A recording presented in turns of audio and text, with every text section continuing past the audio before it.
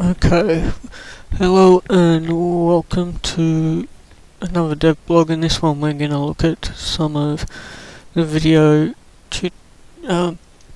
weapon systems in this video, I should say.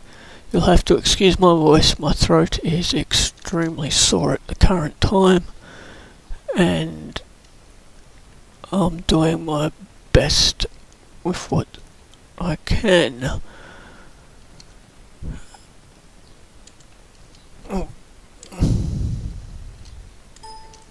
The lovely aircraft's loaded me in cold and dark here, so we're going to do a full setup. So first off we're going to put on the outer wings Mark 82s. We're going to stick 2 AIM-9s in Station 1. We will put a Snake Eye in Station 2. Station 3 we will load 3 AGM-65Es.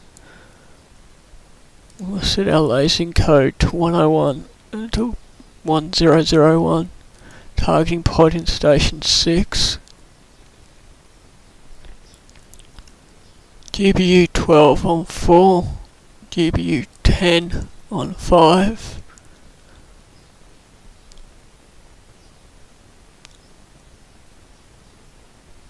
We're going to put a Mark 84 on 7. This is going to make this a very interesting takeoff. A Law 68 rocket pod on Station 8. AGMs on Station 9. And we'll stick a Snake Eye on Station 10. So we're just over the maximum takeoff weight, but by the time we burn some fuel off, we should be airborne. Obviously we double check that it's all loaded in, which it has. This panel will be going down here, as I've explained before. So let's get the aircraft started. We are going to do a rapid start here rather than a slow start. Battery power on. Preset the inverter. And the things. Set the park brake. Start the APU.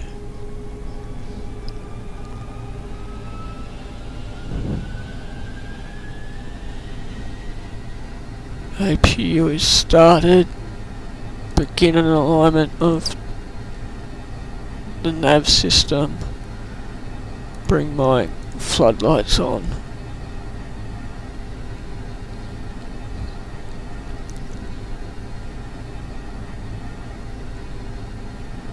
I want the boost pumps on. Once the boost pumps are on, I can start the engines. Normally you'd also set up all your nav radios and the like as well, but I'm doing a fast start. So left engine start.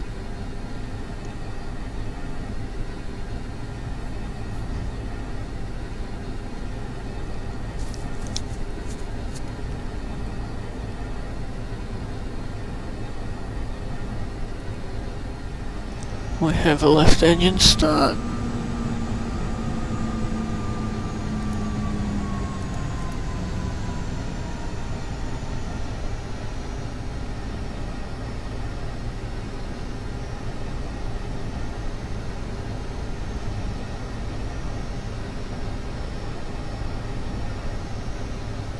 Right engine start. Right engine start is good. Let the right engine stabilise.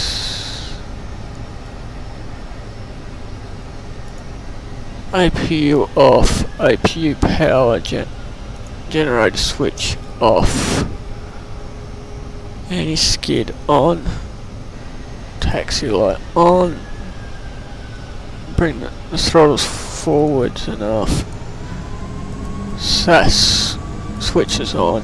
Bring the throttles back. Nav is fast aligned. So we go into nav mode.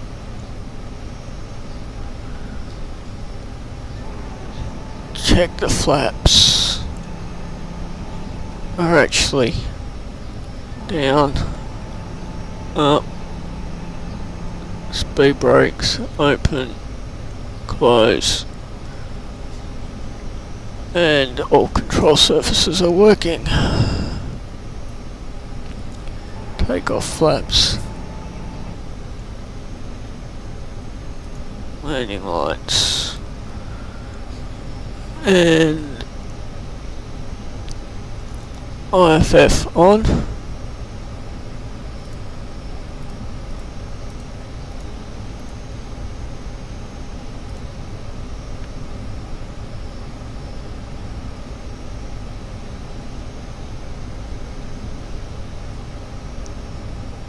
There's a bunch of other stuff we really should be doing over here. I'm not bothering.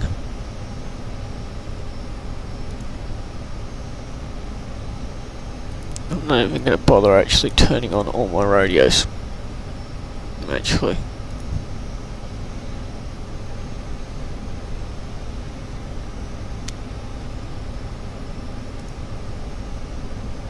There we go.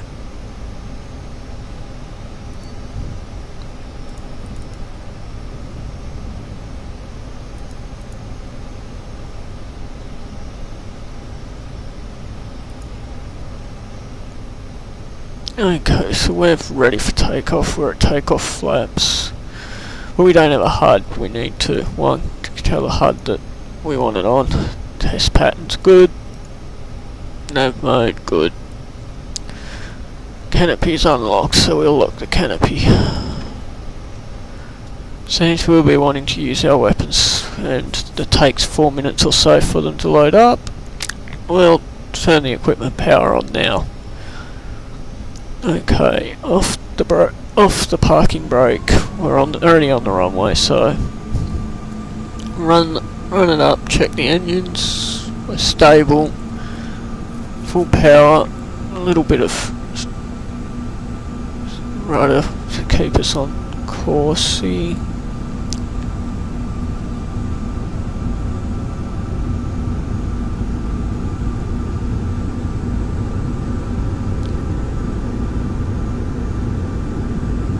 140 knots, rotate smoothly up. Positive rate of climb, gear ups, passing 180, 190, flaps up.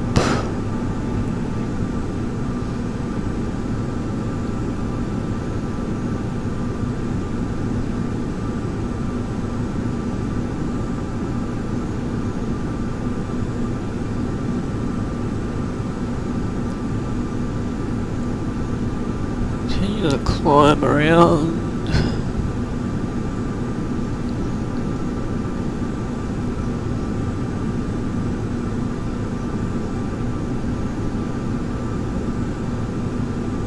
I'll level out, trim the aircraft a little here.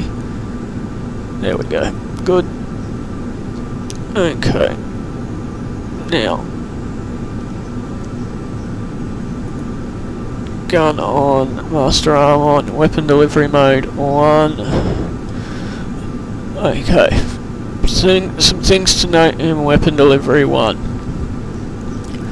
It's basically the non-laced HUD, which means it's a very simple HUD. You have a gun pipper here. So if I zoom in on the HUD here,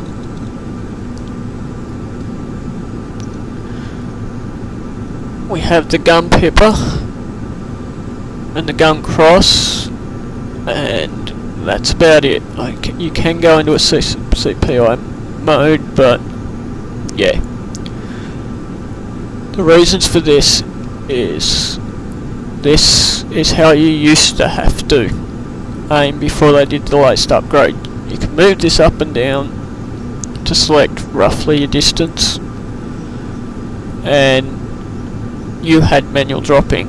We obviously are modelling the A+, which gave us the latest upgrade, or basically semi-precision weapons capability.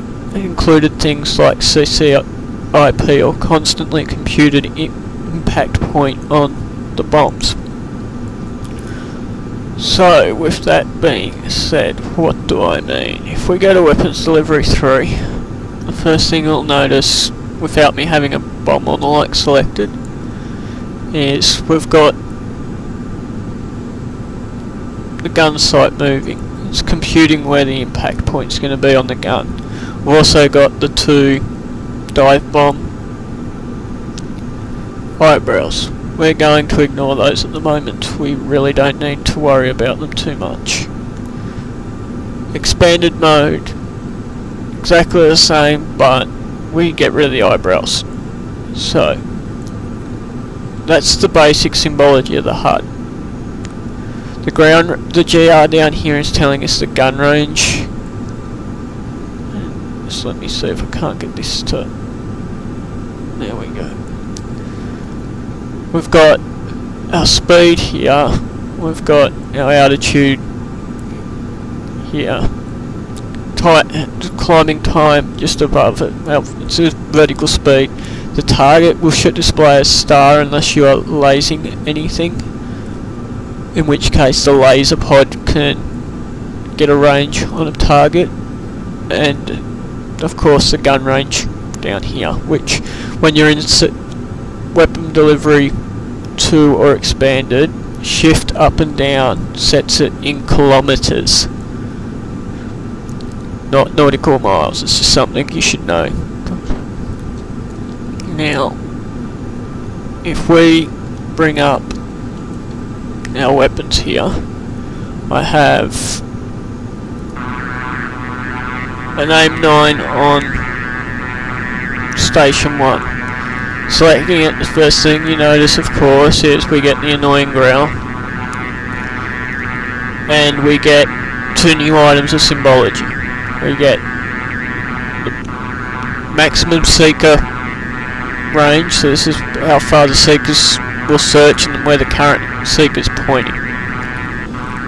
If I spawn a drone, I tell it to be 1 nautical mile in front of us. We want it ahead of us. We want it flying away from us at our altitude, and yeah, straight and level. So as you can see, because I've got my labels turned on, we've got a drone in front of us. Now if I bring the laser head into that little circle, it locks, it's happily following it. If I pickle, missile goes off, fires. We're actually too close. That's the reason that missed. We're actually below maximum targeting range. If I move it outside the circle, we lose the circle. Standard AIM-9 symbology. So if we actually slow down a bit here and let it get a little bit in front of us, we don't want to slow too far here. Given it is flying away from us. Okay. Once we fire, of course, we no longer have a seeker.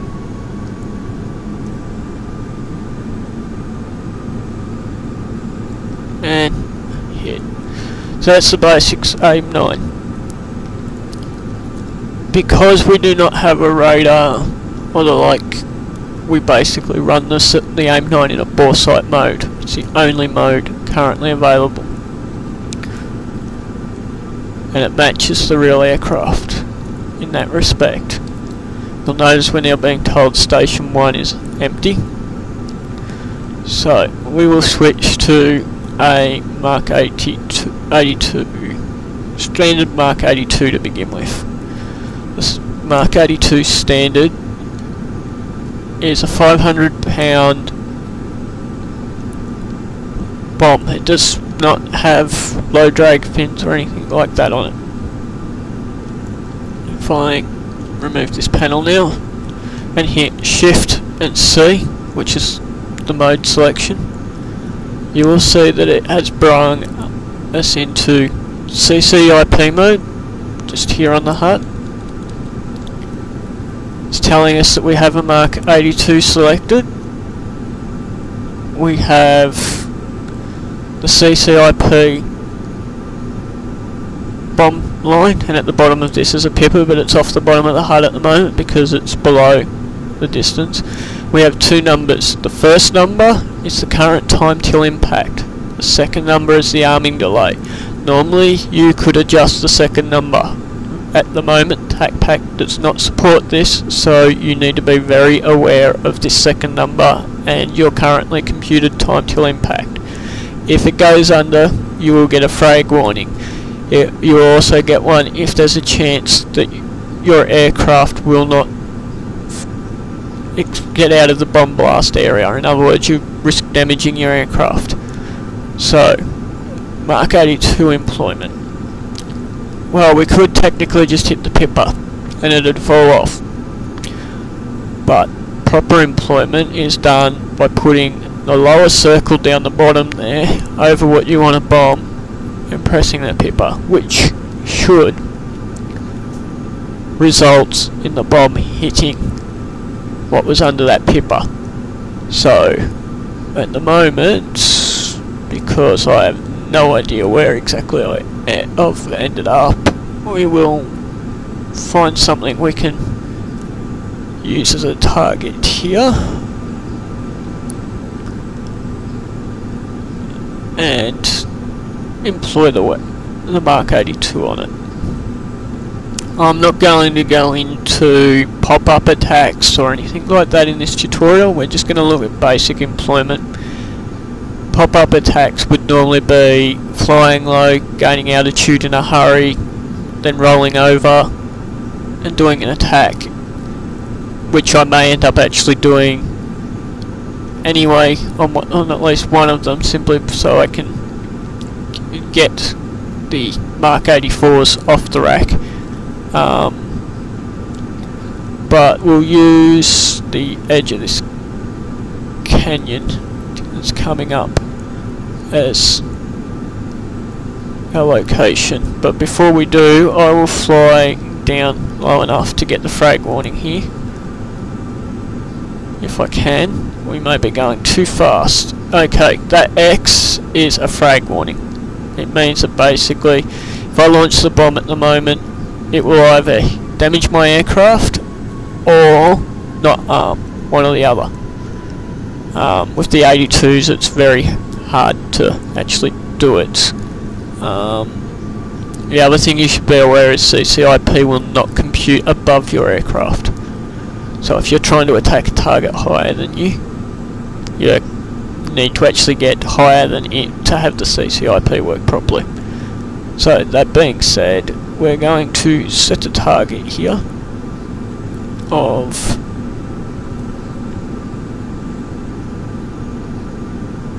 the edge just down here.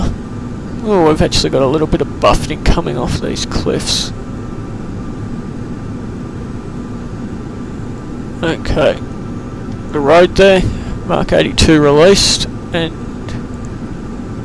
if we swing, I'm used to having my track IR here, we'll have to swing around and have a look, because I normally have my track IR and can just look. But what we should see, if we swing around,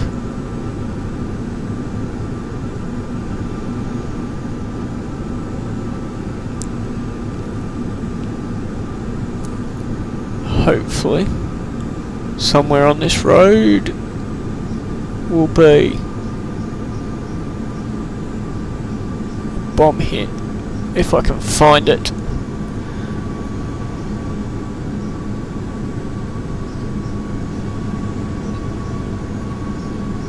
It's probably gone into that bloody cloud. Do I have another Mark 82 on? No.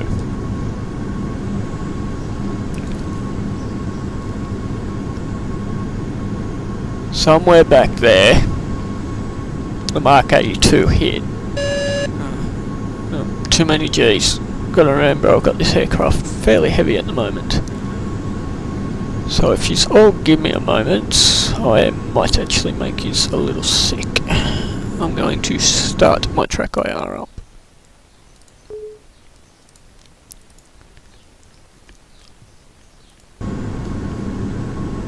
Okay, track IR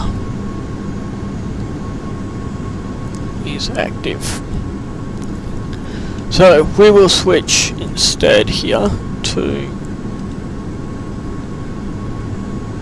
Mark 82 SEs, or Snake Eyes. Mark 82 Snake Eyes are high grade versions of the Mark 82, meaning you can cut. They're designed for low level bomb drops. Basically, you can bring them in. You'll notice on the HUD here, the timer is staying fairly high, even though I'm coming in at a fairly fast rate, straight at the ground. They're designed to allow you to do a low level pass on a target, typically tanks or the like is what they're employed on. So in this case we will actually use 1, 2. Now I'll pull up, roll to the side,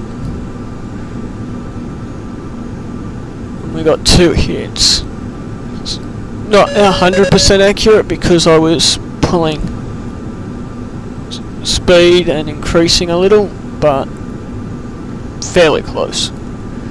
Set the autopilot again for a moment here because I need to check my messages. And then if we pull this up. Okay, before we get to the Mavericks, we will look at the GBU-10, GBU-12 Mark 84s, but we'll look at the Mark 84 first because it's another dumb bomb, meaning it's got no guidance. You'll notice the moment I selected it, I got a frag warning. Basically, I am too low to employ this weapon. The reason why is right here. 8 seconds flight time, 14 seconds arming delay. Basically, if I drop the bomb at the moment, it's not going to have a chance to arm. So, how would I employ it if I'm trying to stay low? Say I've got a SAM site nearby. I don't want to get. I don't want to pop up too high. It might take me out. Well, first off, we'd get some speed going because we'd be on our run in.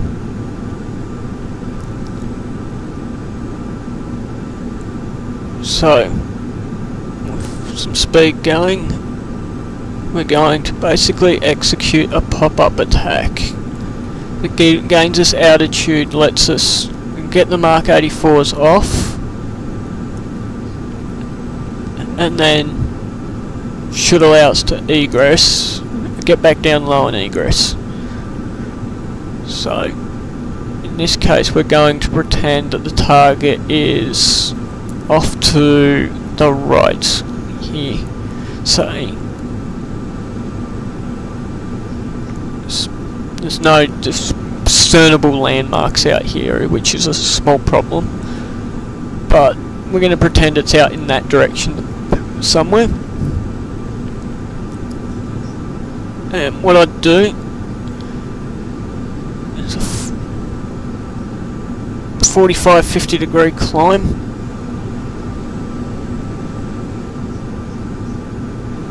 Roll up, pull inverted because you never want to pull negative G. Roll in on the target, level off slightly. Didn't actually pull enough altitude on that one. Damn it. And now I'm stalling the aircraft.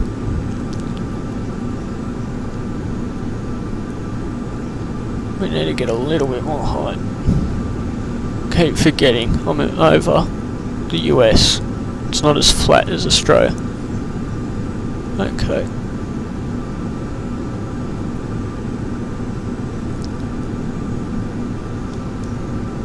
Basically, that was going where I just noticed over should be where that Mark 84 is going to hit.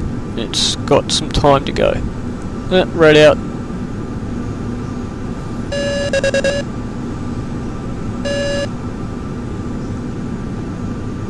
And it hits. GBUs are the next item of today's topic. GBU-10 is a 1,000 pound laser guided or warhead weapon. It can be dropped in CCIP mode without a designation.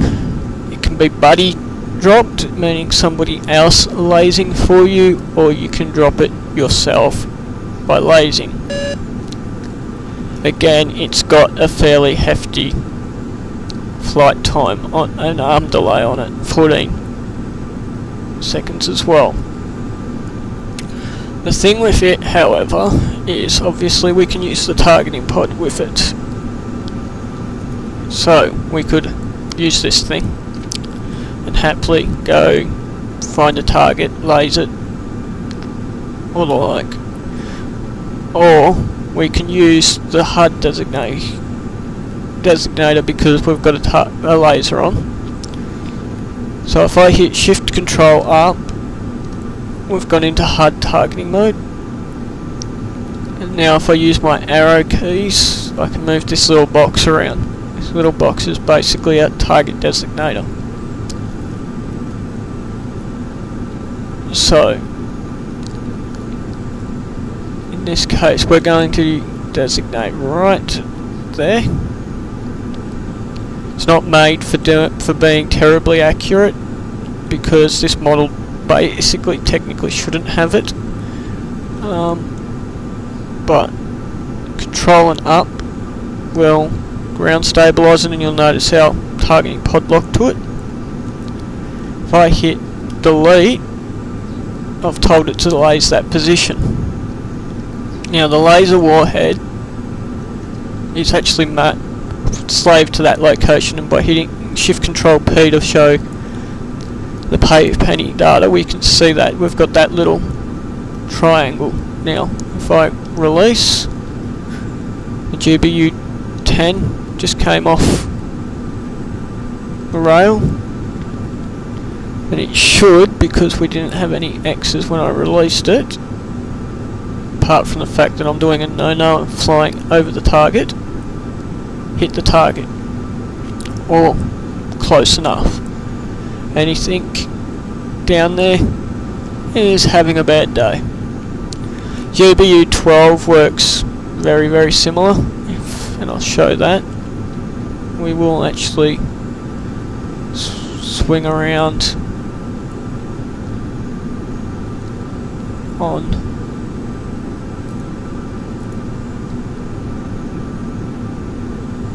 our target, and I really need to update that so it's not flickering. It's just causing too many issues when it does.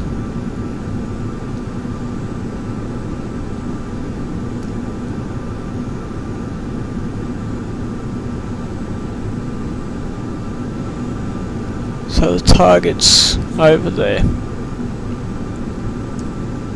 Notice that the GBU-12's only got a 2-second delay. Part of the problem at the moment, by the way, with the flickering is because of that flickering of the HUD. I need to actually change it so that when it's masked it just turns off.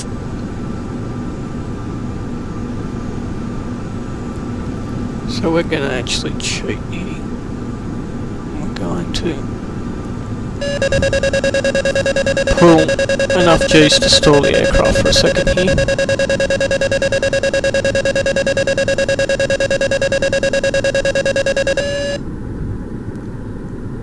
No, we pulled enough G's to stop the engines.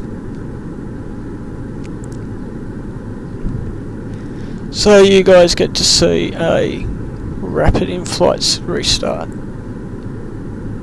APU on.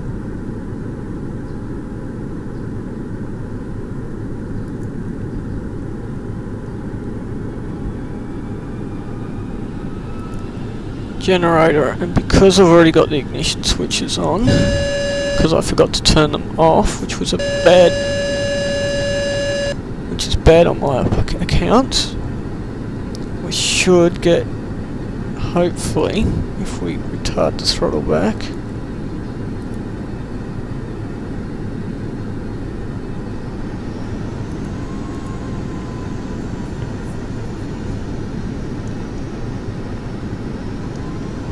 okay, engine start.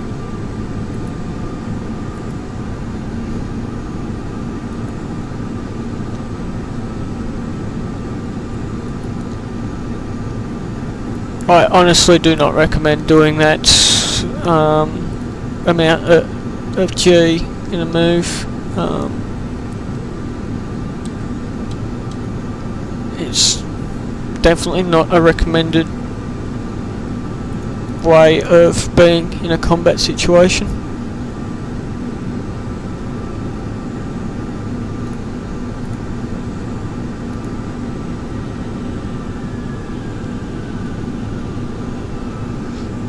So, okay, GPU 12. We need a target, so in this case I'm just going to quickly control down, bring my ground target back in front. Redesignate on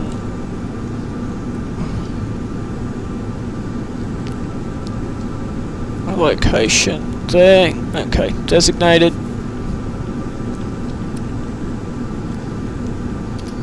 Lays, you'll see the tissel diamonds gone over our target. It's telling us that the laser head's seen it, it's locked.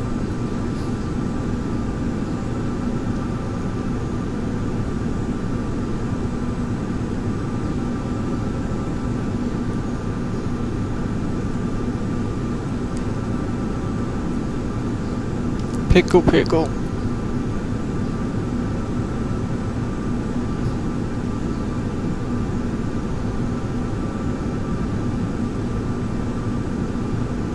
Bang. Direct hit.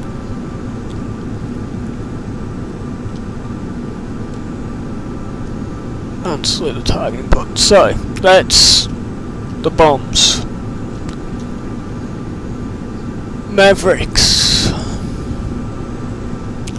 Mavericks are, in the case of Tacpack, AGMEs or laser guided Mavericks. Normally you've got multiple Maverick types. We can't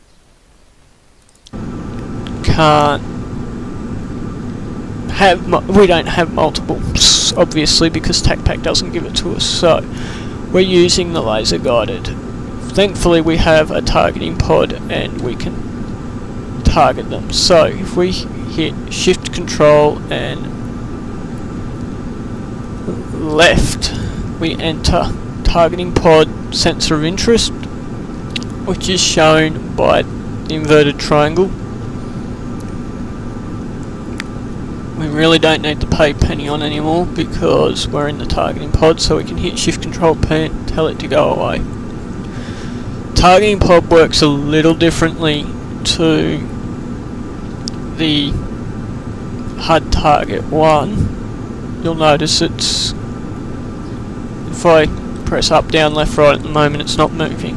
It's It's because it needs to be stabilised before it does anything. 2, it's not bound by the HUD. It will move anywhere that the targeting pod can actually move, which means we can actually slew it to hit a target off to our left or a target off to our right.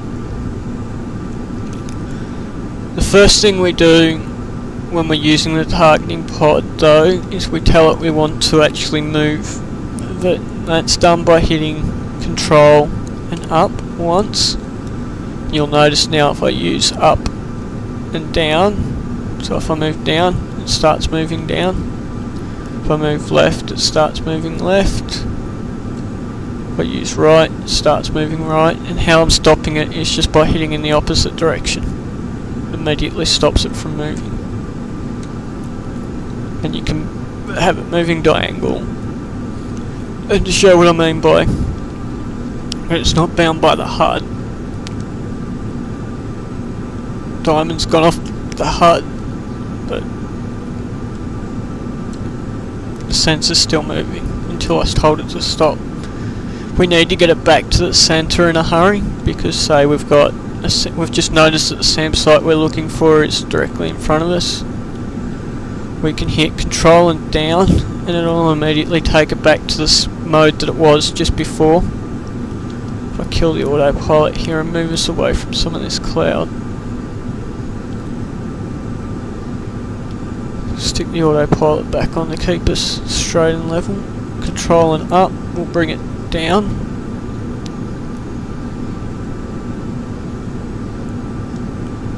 And say we thought the target was there, but we weren't 100% certain. If we press control left or control right, we can zoom the targeting pod in and out, left out, right in. What we do is once we find the target we're after, in this case we'll say it's that clump of trees just there. If we hit control and up, it ground stabilises it again, but this time it's in a locked mode. It's no longer moving with my aircraft at all. And if I control up once more, it's now laser designating, which means the Mavericks have something to look for. And if I fire, what you should see, depending on the range, is either the Maverick do its pop-up, or it'll go straight for the target.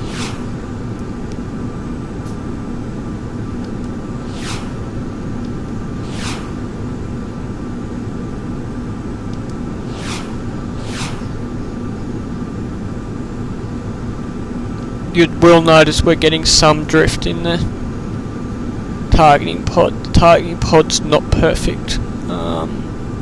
It does have a little bit of drift in it at the moment, but all the Mavericks hit their target, which leaves rockets. I'm going to kill the targeting pod for now, because obviously we do not need it, so it can go away. And rockets. Rockets basically tie into and shift control down removes sensor of interest, so it's gone away. That little triangle's gone away. Rockets basically share their target data with the cannon, and to switch back and forth between the two, it's just a shift left for the cannon and a shift right for the rockets.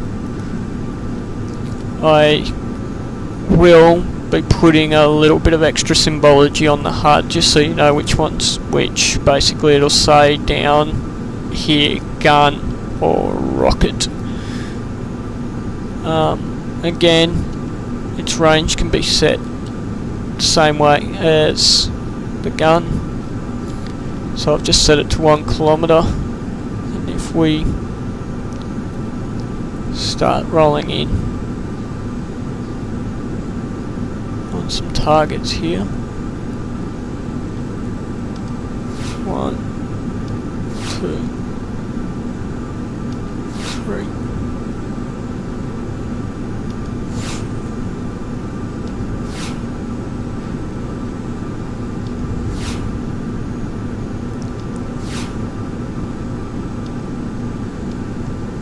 Seven hits roughly on the target. I'm getting fairly good at guesstimating where a kilometre is. So that's all our standard weapons deployments, other than the cannon, which of course is put the pipper at the range over the target and pull the trigger. Things go boom. Now, one other main feature we really have to worry about is protecting ourselves from SAMs.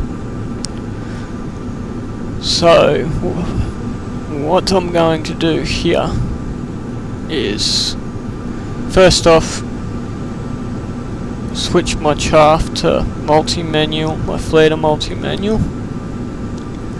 I'm going to press the power button on my radar warning receiver, which gives it power but it's not active. The button next to it, the activate power, makes it active. Of course at the moment we do not have a SAM in. To show you how this works and likely get shot down, especially given I do not have a jammer on board, we are going to go to world map. I'm going to turn on the Tacpack features. I do not know if you guys can actually see this at the moment. And I'm going to spawn a SAM site off to at about my 11 o'clock.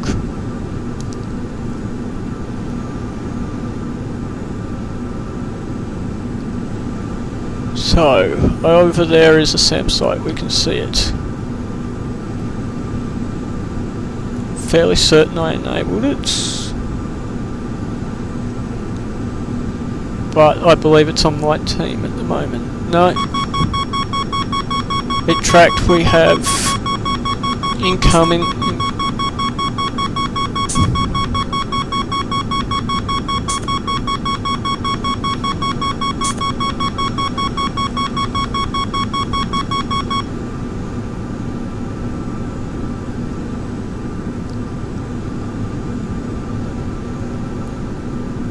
Apparently it's not actually, I'm close enough that they're just dead launching on me. They're not actually tracking.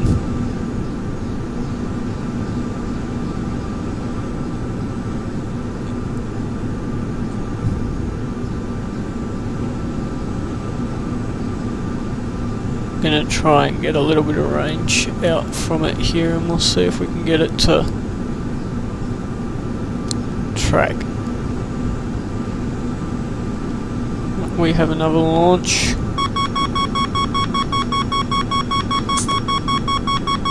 And I had no chance. Not at that range.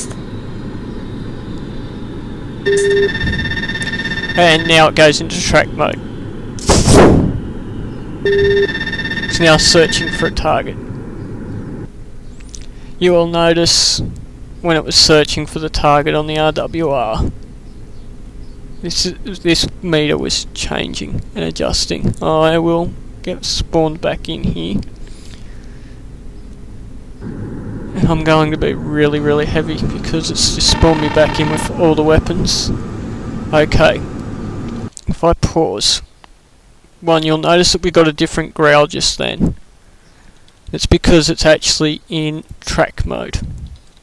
So we have a threat. It's telling us it's a G, it's a ground target, and because it's in this circle, it means it's slightly behind us, It's basically in our 180, and it's an actual threat. It's got a lock on us. It's all the signals it's giving out says it's within range, and we need to pay attention to it.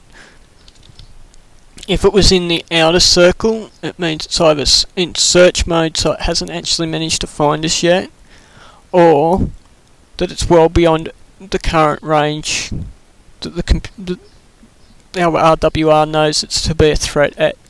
Basically not a priority. At the moment it's a priority. It's down there, it's got a lock on us, and we can tell that by the audio cue. If we didn't want that audio cue, we could turn it off, but it's just done a missile launch, and you'll notice it's gone to an M with a circle around it, telling us we've got an S82 inbound. We're going to try and likely die because I just killed my engines.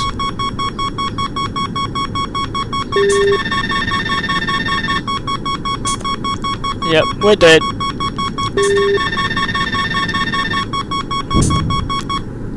It just took us out again.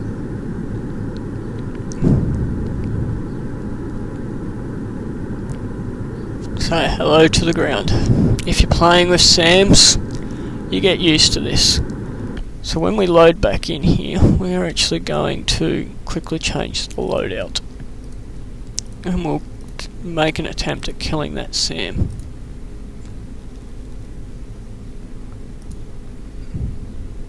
We're actually going to stick an ECM jammer on. We're going to stick snake eyes on. Okay, I'm going to hit J to make the jammer active.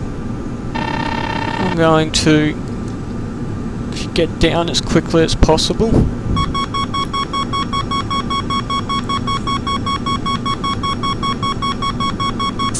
Start dropping chaff flare.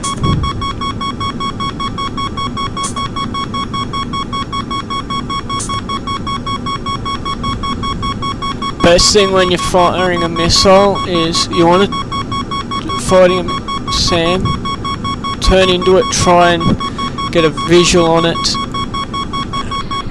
and basically you want to jink at the last moment, which I didn't manage then. So you're getting a very good experience of Rob dying lots.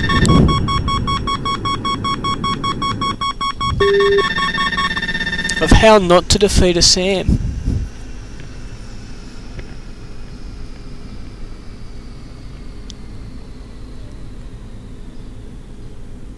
Basically I'm going to tell this, I don't want to hear it when it's in search mode, but I do want to hear it if it's launches on me. It doesn't help that Tacpack keeps spawning me nice and high.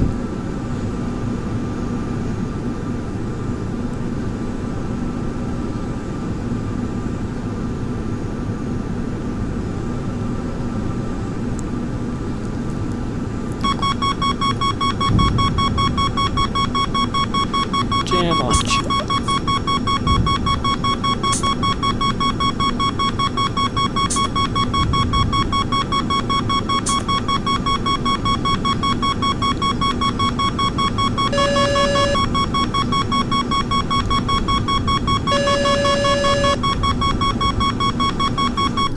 And I'm dead again. Doesn't look like I'm going to defeat this SAM today. 3 attempts, 3 deaths. We'll call it quits. But that should give you an idea of how it works, and SAMs are deadly. I'm entering this one at inside its threat range each and every time, way too high. And basically, yeah, I'm just being killed, which happens. What we will do here, just in case I did actually tie it to the switches.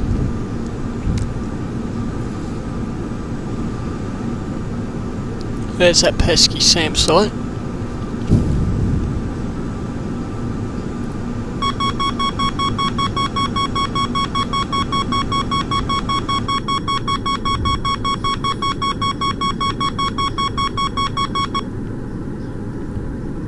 But okay, you get the picture.